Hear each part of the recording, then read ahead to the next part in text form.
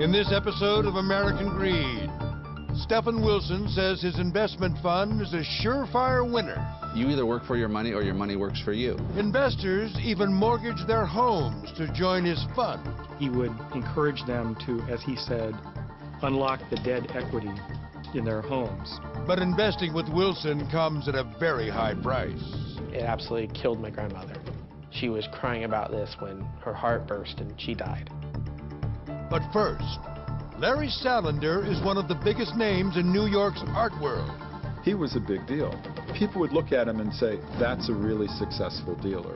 But collectors see red when he swipes more than $100 million from their pockets. It's the biggest art world scam that I've ever encountered. Families lose a fortune in priceless art. I think that only a despicable person with evil in their heart could do something like that.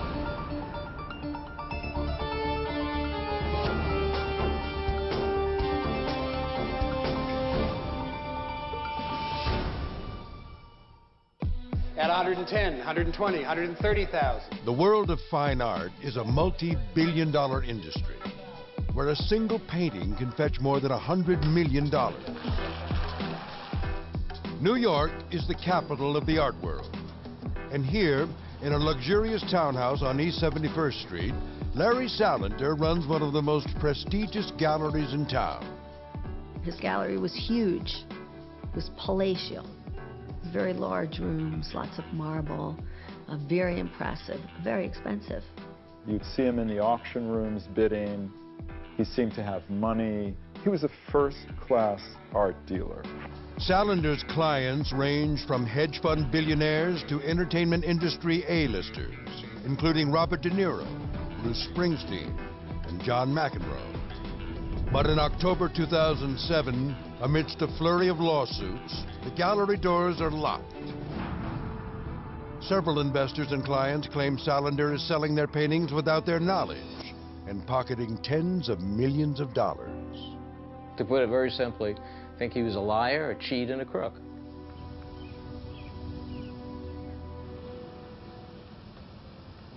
The son of an antiques dealer, Larry Salander grows up in a middle-class community on Long Island. Yeah, Larry came from humble beginnings where he took care of his mom and sisters. His father died pretty young. He didn't finish college. This was the show of Larry's work. Salander is an artist in his own right, as Ron Gersten, a family friend and former employee, explains. He was a painter, and that's what he cared about. This self-portrait was one he gave me that I've had for probably 20 years. After working in his family's antique business and other small galleries, he co-founds the Salander O'Reilly Gallery on the Upper East Side in 1976. The business plan is simple. Discover the next Picasso while he's still unknown, promote his work, and make them both rich. He didn't sleep at night. He ate, drank, and breathed art. When he wasn't in the gallery selling art, he was in his office reading about art and writing about art. He talked at the speed of a machine gun, and it was very entertaining to be around him in that sense. A lot of collectors are men, and successful men. A lot of them are, you know, like stories, guy stories, and I think Salander was very good at that.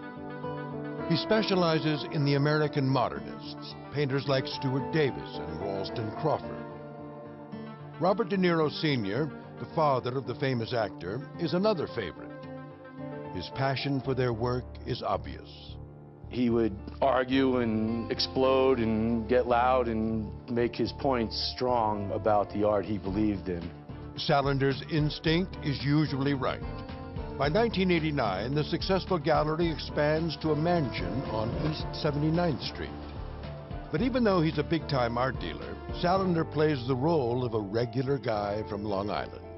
He was very gruff speaking and contrary to almost any profile you might think of in terms of what an art dealer would look like, sound like, dress like, and act like. When he was in the nice digs, the Wall Street people were able to look past his eccentricity and trust this guy's successful. I'll listen to him. The other people didn't mind the eccentricities. He was an artist like they were. Over the years, he developed close bonds with numerous art collectors, including Dr. Alexander Perlman, a New York physician. I remember one time we walked in, he said, "Hey, Doc, how are you?" Larry would call him Doc. "Hi, Doc." And it was very familiar. You know, Larry would treat him like a dad, and my father treated him like a son. Dr. Ellen Shander is Perlman's daughter. As a child, her father instills a deep love of art in her and her sisters. When we were little, the artwork in our house were our best friends. My dad would talk about them. He would introduce us to the colors and to the artists. Dr. Perlman boasts an impressive collection, including pieces by Monet, Cézanne, and Picasso. His house in Queens is like a museum. He was very concerned that he had a substantial collection in our house, and it was a middle-class neighborhood, and he was worried. So when anybody came in and they asked about the paintings, we would always say, "My dad paints." So the word in the neighborhood was, "Your dad's a good painter." As Dr. Perlman approaches his 90th birthday, Dr. Shander and her siblings talk to him about his collection, which is worth about $2 million. And I think I pressed my dad with, "You have a sizable collection. What would you like to do with it?" And it was at that point that he said he wanted Larry to take physical possession of it so that we could have it safe. Dr. Perlman writes Larry Salander into his will, which states that upon Dr. Perlman's death, Salander will hold the art collection until the family can decide what to sell. This was a man he could trust. He said nothing bad could happen, that the art was going to be in safekeeping, and that we shouldn't worry at all. In 2004, Dr. Perlman dies from pancreatic cancer at the age of 91. Larry Salander is by the family's side at the funeral. He cried. He said, "Your dad was like a father to me, and I'm really sad, and I'll do everything I can to help out Doc's kids." Larry meets the family at Dr. Perlman's apartment and immediately gets to work. He proceeded to catalog every painting. He created them that day. He gave us a certificate of insurance, and he left with every painting and every artwork that day. Next on American Greed, is Larry Salander really a family friend or a conniving con man? I started to get my voice louder and insisting that I did want to see my paintings. Where were they?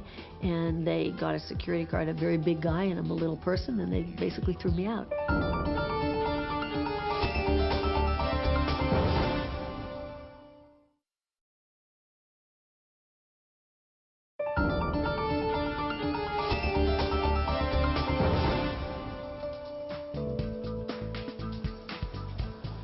Larry Salander is thriving in the New York art world. After arriving on the scene in 1976, he establishes one of the premier galleries on the Upper East Side. He's passionate about art, and he exudes warmth with his clients. He was always outgoing, happy to see us, very affable. Before he dies in 2004, Dr. Ellen Shander's father, Dr. Alexander Perlman, entrusts his $2 million art collection to Larry Salander for safekeeping for his heirs. When I came to visit the artwork at his gallery right after my dad died, he was very nice, very, very considerate, very calm, very interactive. I care about you. Around this time, Larry Salander begins a big expansion of his business. So far, Salander is focused on scouting lesser-known artists. Now, he wants to step into the arena of the old masters. Old masters, kind of like a kitchen sink category for things that could be over, say, 200 years old. French, German, Spanish, Italian. Salander's new business model requires new space. He moves into an opulent neoclassical mansion on East 71st Street. One of these beautiful 19th century buildings with a big staircase, beautiful rooms, beautifully appointed. You walked in and you thought, oh my God, this place is a palace. The rent, an astonishing $150,000 a month. You've got to sell a lot of art to make that kind of rent roll.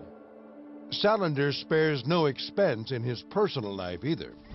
In 2004, he buys a 6-story Manhattan townhouse for just under $5 million. He has another 66-acre home in upstate New York, complete with its own tennis court and baseball field for the kids. He took a private jet to go to his son's baseball game one day, which was about a 20-minute away affair. But moving toward old masters is a highly questionable business decision. It requires an enormous bankroll, frequent flights to Europe, and it's extremely hard to find overlooked or undervalued property. You can't pull rabbits out of hats. You can't discover, an unrecorded Caravaggio painting. Most people thought he had really lost a screw in his head. This dubious business decision, combined with his massive overhead, means Salander is burning through cash. And people started buzzing about how could Larry afford it, what was really going on. But he had the ability to put a show on that was impressive and convincing. Larry was very convincing. Salander makes much of his money, selling other collectors' art on consignment. There would be an agreement for how long. You have 1 month, 2 months, 6 months. This is the price. And, at the end of this period, if this is not sold, you simply return the work back to me.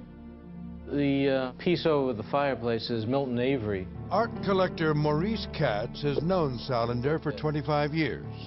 The art world is based upon faith, and your faith in what the dealer tells you is the truth. And sometimes, as it turns out in this case, what the dealer says wasn't the truth. In May of 2006, Katz sends a painting by Alfred Maurer to the Salander O'Reilly Gallery. He wants $125,000 for the painting. Anything over that amount goes to Salander. But Katz hears nothing about the painting for nearly a year. Turns out the painting had already been sold. I found it out from another dealer in New York who said, I know where your painting is. It's sitting in the living room of X in New York, who acquired it from Salander. Katz is shocked. Salander hasn't said anything about a sale, and he certainly hasn't seen a check. I immediately called him, I emailed him, I sent him a certified letter saying, I understand you've sold the painting, and I want a check for $125,000 by, I gave him like 5 days. But Salander is elusive. A week later, he finally responds. Oh, I did sell the painting, and yes, I've sold it on an installment basis, and the first payment is due within 30 days. It was like $12,000. I said, that's totally unacceptable.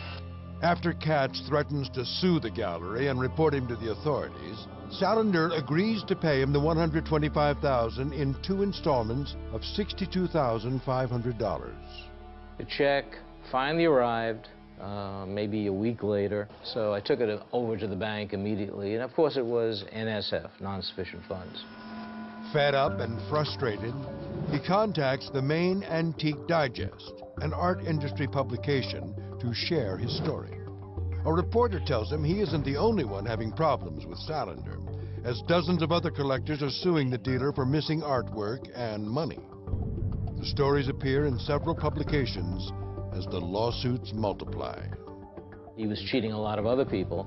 I mean, I had no idea of the extent of the fraud that he was engaged in.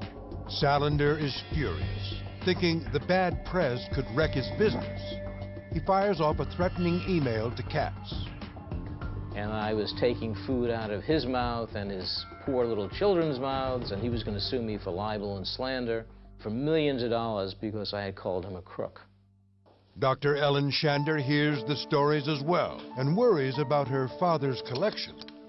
So I called him on the phone. I said, Larry, what's going on here? This is very disturbing. He said, oh, no, it's just a misunderstanding. And I said, I want to come in and I want to see my artwork. He said, no problem. She heads down to the gallery, but is given a rude welcome at the front desk. They said he was upstairs and he wouldn't come down. He was on a very important phone call, and I knew that there was really big trouble here. But my idea in my head was that my paintings were somewhere in the gallery and that I would find them. I never, ever thought that they were gone. Up next on American Greed, his empire is crumbling, but the Salanders aren't going down without a fight. His son tried to punch out one of the cameramen. It was pretty strange.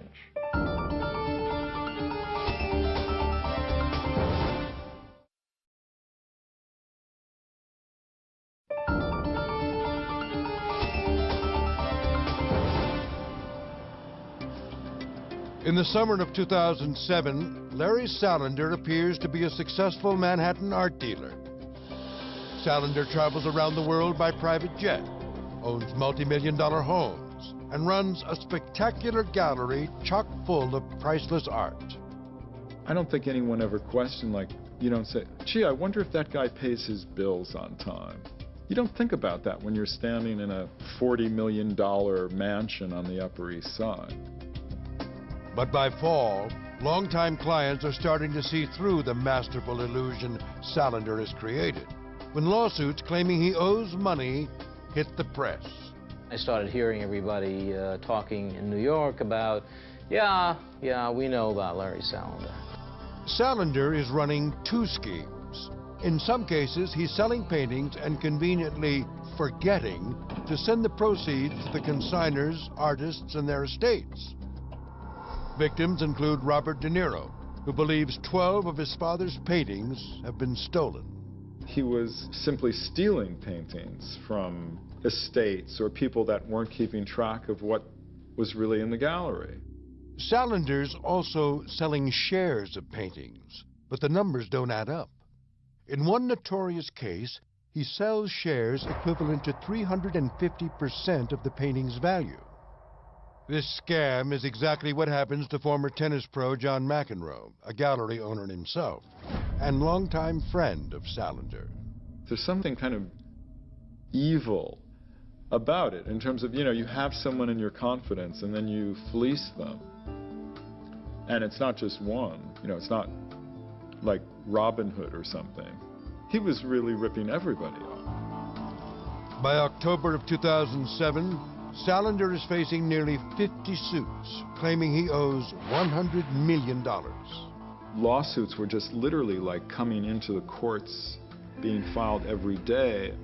Amid all this turmoil, Salander plans his largest exhibit yet, featuring Caravaggio's Apollo the Lute Player that he claims is worth $100 million. He was finally putting together the show that would culminate his entire great career. It would be the greatest show ever done by a commercial gallery, and that he would be able to retire and pay everybody he ever owed a dime to back. Art journalist Judd Tully interviews Salander before the big exhibit. It was one of the most bizarre interviews I've ever done. The dealer appears to be under tremendous pressure as the art world buzzes about his financial troubles. One of the employees had brought a fancy silver tray with this bottle of scotch and glasses and put it down on the table in front of us. And I'm going, now this is not cocktail hour. And Larry is like taking a big slug. It's a conspiracy. I'm being attacked. This is chump change compared to the millions of dollars I've made for every one of these ungrateful people. After this strange interview, Salander prepares for his big comeback exhibit, but it's not meant to be. On the day of the opening, a judge orders the gallery closed and the doors padlocked to prevent any more paintings from being sold. Larry Salander is locked out of his own gallery. The event sends shockwaves through the art world, and his story is making headlines. His son tried to punch out one of the cameramen that were showing the marshals coming and closing the doors, and his son just completely flipped out. A few weeks later, Salander declares bankruptcy. Salander's friend and former employee Ron Gersten blames the clients for not giving Salander enough time to pay them back. He had over 25-year relationships with many of these people that made the claims against him, which made me wonder, who's greedy here? The day he was in a tight bind and needed them to give him a little leeway, all of a sudden they ran and jumped on this bandwagon against him. Clients are anxious to see what's left in the gallery. They fear the worst. Forensic people started going into the gallery, looking at all his records, and each person who had given him artwork on commission was allowed to come in and look through the records. Dr. Ellen Shander discovers that at least 30 of her father's paintings have been sold off, including the major Impressionist works. The entire collection is estimated at over $2 million. We had no idea that he had sold them years before. We had no idea the paintings weren't even there. In Dr. Shander's case, some of her father's stolen paintings have simply vanished. Apparently, Salander sold many paintings with just a handshake. No one knows who owns them now. You can't even find where they went. They just literally disappeared from the gallery. Other stolen paintings have a paper trail. But even if they can be located, it can be difficult to get the new owner to relinquish the painting. If it was stolen, then you found out that some CEO in, Walnut Creek, California owns your painting. I mean, good luck getting it back, because he's just going to call his lawyer. The Manhattan District Attorney indicts Salander on 100 counts, including grand larceny and fraud, and he's arrested in March 2009. Prosecutors say Salander swindles 30 victims out of $120 million. Primarily to finance his pursuit of the old masters and to maintain his extravagant lifestyle. It's the biggest art world scam that I've ever encountered. Though Salander is known as a rough-and-tumble businessman, he apparently doesn't have the stomach for a prolonged court battle.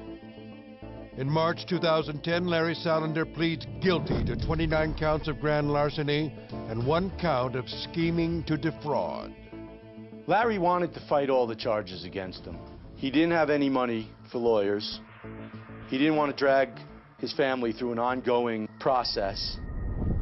Later that summer, victims have a chance to address Salander at his sentencing hearing. When I gave my speech at the sentencing, I looked at him and I said, "What kind of a human being are you? How could you do this?" And he never batted an eyelash. Larry Salander is sentenced to 6 to 18 years in state prison.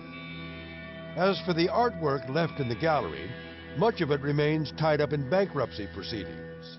Many victims believe they'll never see it again. There was a credit committee that was created to pay off Salander's debts, which was substantial. And they've confiscated our art, and they've said that should be used to pay off his debts. I understand there's a possibility I could buy it from Salander's gallery, which is really disgusting. For many, the betrayal by a supposed friend hurts more than the loss of money. John McEnroe is the godfather of one of Salander's children. He's never spoken about the case. Dr. Ellen Shander's father was a friend of Salander for 25 years. I feel so badly for my dad. I really do. That I can cry about. My dad's relationship with him, his trust, his belief in him. I guess I'm angry in the sense that I felt I've been personally violated because he took advantage of, trust that we had put in him. I think that only a despicable person with evil in their heart could do something like that. He's a con man of the umpteenth degree. Up next on American Greed, Stephen Wilson is a youth pastor that makes a midlife career change, complete with a new name and a Lamborghini. Stephen Wilson, to me, had kind of a dual personality. In the early part of his career, he seemed to be doing good works, and then it seems he turned to the dark side.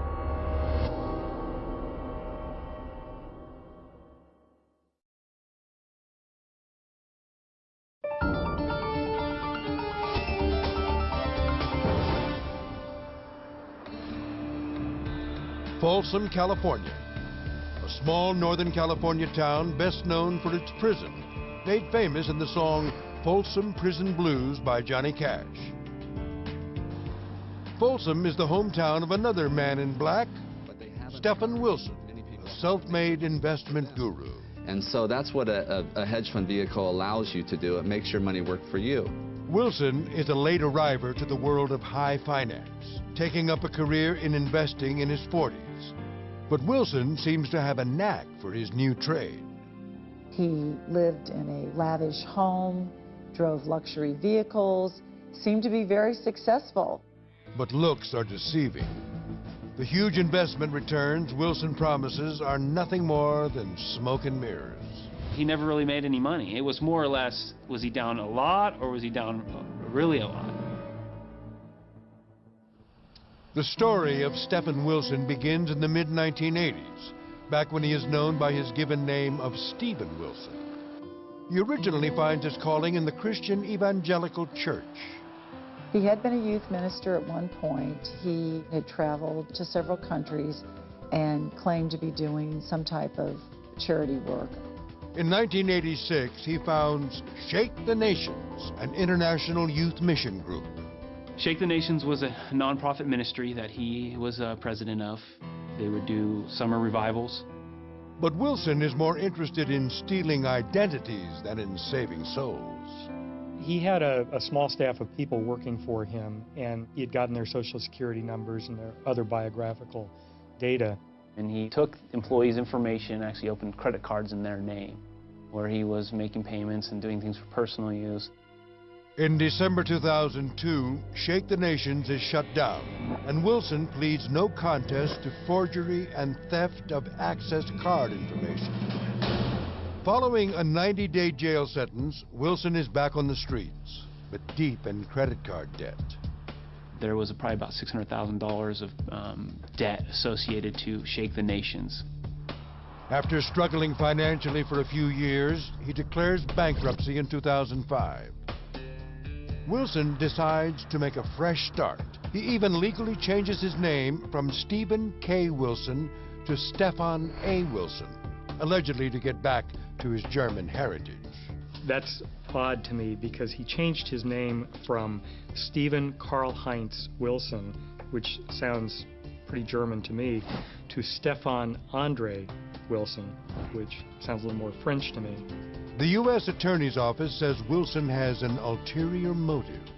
I think the real reason he changed his name was so that people would have difficulty pulling up his criminal record and his prior bankruptcy, because that's not good for business. With a new name and a clean slate, Wilson is free to pursue another money-making venture. In 2005 and then into 2006, he started recruiting investors and pulling other people's money to invest. Wilson forms an investment fund, which he names the Christians in Crisis, or CIC Investment Fund. He produced some glossy brochures that talked about his so-called hedge fund, made it appear that he had a long history of investing. There are many problems with the fund, starting with the name. Christians in Christ is actually a legitimate nonprofit organization.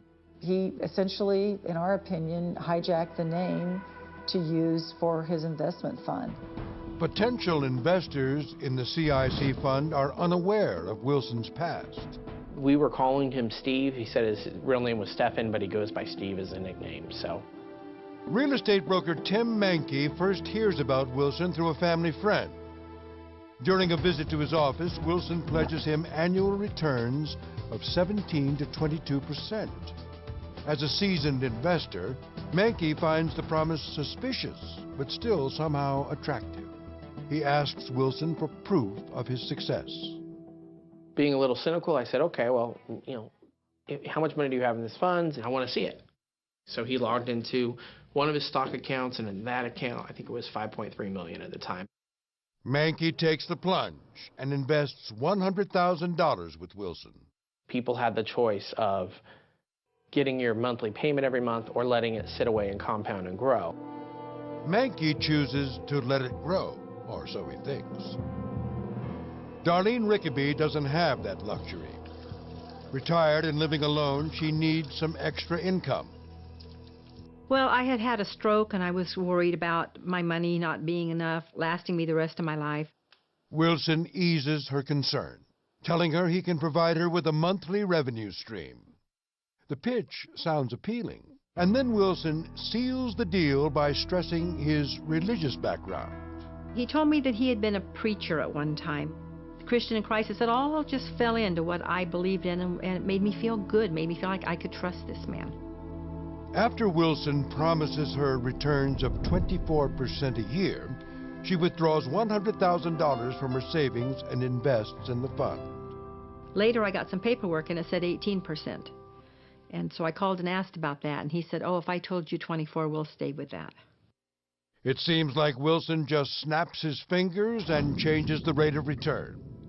Though it's a red flag, it's outweighed by the monthly checks she requests that always arrive on time. Every month I would take out between $2,000 and $4,000, and he would send me a check for it. In the Sacramento area, word is spreading.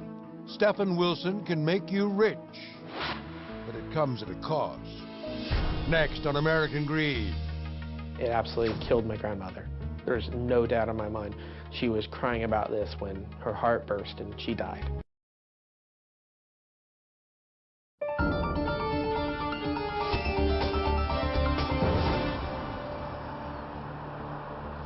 Folsom, California. Stephen Wilson is a former youth minister who decides investing is a more lucrative career choice. Wilson's investors in the Christians in Crisis, or CIC fund, are supposedly earning huge returns. But he also appeals to their sense of altruism. He indicated to some of the victim investors that a portion of their funds would go to charities. Appearances play a role as well. Wilson now lives in a new $1 million home and counts a Lamborghini and a Hummer among his many possessions. People would see that he's doing really well. He has these nice things, so he must be making way more than 24% because I'm getting my cut and I see how he's living. Until now, the CIC fund has used word of mouth to get new investors. Now, Wilson's ready to take it to the next level. He and his associates would rent a meeting room, send out invitations via email, and would do presentations at these seminars. He also takes to the airwaves. That's the first thing. Secondly, you either work for your money or your money works for you. And he gave this pitch, same pitch that he probably gave at the presentations. Any investment is a risk, and you have to consider what your risk tolerance is, and then you have to look at what you're investing in. And if you feel confident in the people managing your money, then you do pretty well. Sharon Mankey's son, Tim Mankey, is a Wilson investor who has seen returns of more than 18% a year, at least on paper. February 2007, she attends a Wilson investment seminar. He came across as being low-key, and so my first impression was, well, he's like the numbers guy because he's kind of that quiet accountant type person. The fund's entry fee is steep, $100,000 minimum. In the boom real estate years, Wilson has an idea to help cash-strapped investors get their hands on that 100 grand. He had a mortgage broker come and specifically discuss how the investors could take home equity loans on their properties. He would encourage them to, as he said, unlock the dead equity in their homes. Recently retired, Sharon has only $86,000 in her savings account. But there's a place where she can unlock some dead equity. Her elderly parents live on a 20-acre ranch worth nearly $3 million. She tells her parents about the CIC fund. My dad had retired 25 years earlier, and so what he retired on really wasn't sufficient. And then they were also hoping that I could retire and not work anymore, stay retired. Sharon and her parents meet Wilson at his home to discuss investing in the CIC fund. Wilson tells them his fund is immune to market fluctuations. He said, it's a hedge fund. And my question was, well, what's a hedge fund? Well, there's built a hedge around it, so it doesn't matter whether a stock goes up or a stock goes down, that you still make money. Sharon's father, an 85-year-old retiree, is skeptical of all this talk about hedge funds. I remember my father saying to him, well, you know, I don't have $100,000 in the bank. And he did tell my father, well, but you could go get a mortgage on your property, which I believe is paid for. Wilson convinces Sharon's parents to take out a $500,000 loan against the ranch. The property has been in the family for 58 years and has been paid off for decades. It was worth at that time about 2.6, 2.8 million. Wilson promises them a 22% annual return. Sharon and her parents receive nearly $9,000 a month. They were able to pay the mortgage that they took out on the property and, have a nice amount left over to help supplement their income, and made a difference for them. Darlene Rickaby, who first invested $100,000, is pleased with Wilson's returns. She increases her investment to $250,000 and recommends the fund to her family. But once I started getting paid every month, my daughter decided to go ahead and invest some money in, and she put a fair amount in. Next on American Greed, Wilson's wife, a former stripper, now in the lap of luxury, asks where's the money coming from and drops a dime. For a long time, she probably believed that he was doing this magic, but I think she started to have her doubts.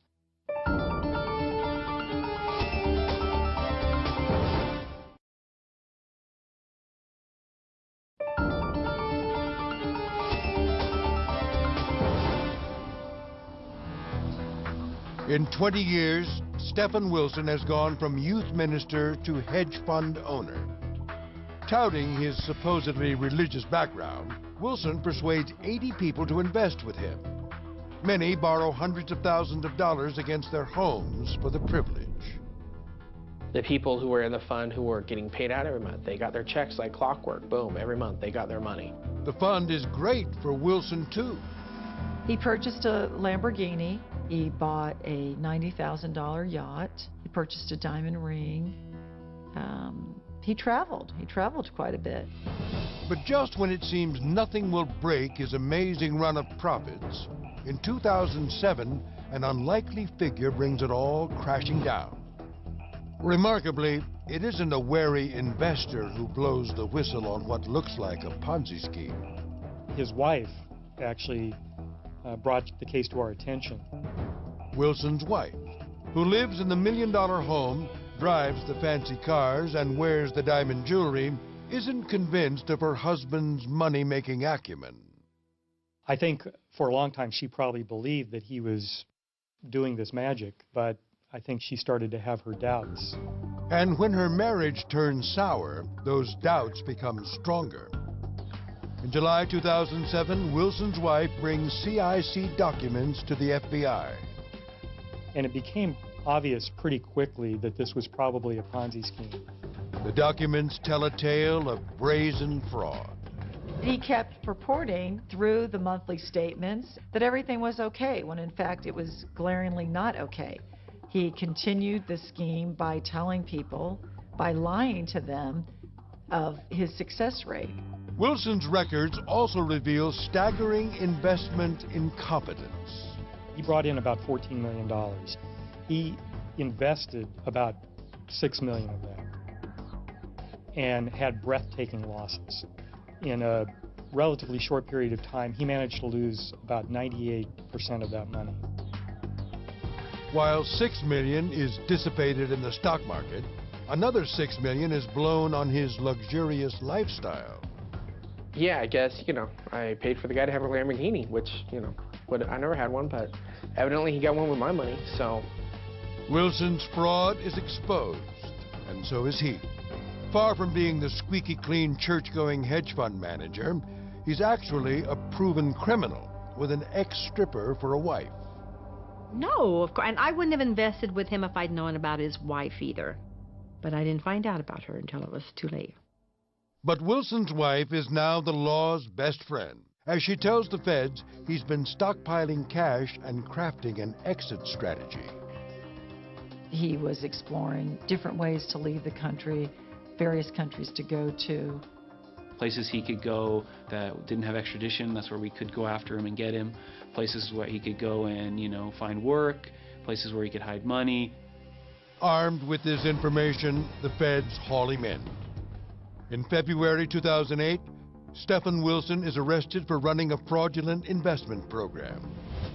The FBI says he steals $13 million from 80 victims. In one fell swoop, his investors go from easy street to the poorhouse. Totally shocked. I just thought this can't be. My heart stopped. I just was in shock. I literally fell down on the ground where I was and was just totally shocked. Aside from the monthly dividend checks some have already received, investor money is almost all gone. And I kept thinking, surely they'll get into it and they'll find out that there's some mistake somewhere. That it'll all be cleared and we'll all get our money back. For the Mankey family, 3 generations are devastated. We had to immediately make a lot of changes in our life. We had to move. We had to sell off some of our cars. Tim's mom, Sharon, can no longer pay her bills. My mom had nowhere to live, had no money and no job. So she ended up moving in to a room in our house for us, you know. Tim's grandparents are hit the hardest. They lose the $2.6 million ranch that had been in the family for more than 58 years. My mother just gasped, and my dad was, you could tell he was very upset about it. They were just devastated. They pulled all that equity out, sank it into CIC, and lost it all.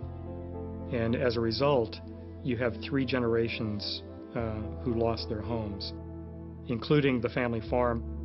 Remarkably, both Elliot and Laverne Clausen, who had been healthy their entire lives, die suddenly within months of learning about the fraud. In August 2008, Laverne Clausen dies of an aneurysm. It absolutely killed my grandmother. There's no doubt in my mind. She was crying about this when her heart burst and she died. 8 months later, her husband Elliot dies of a heart attack. The family believes that this was stress-related too. They had been married 64 years, and for them to lose their home that they had lived in for over 60 years was very devastating to them. On March 17, 2009, Stephen Wilson pleads guilty to wire fraud and filing false income tax returns. A judge orders him to pay $12 million in restitution and sentences him to 19 years in federal prison.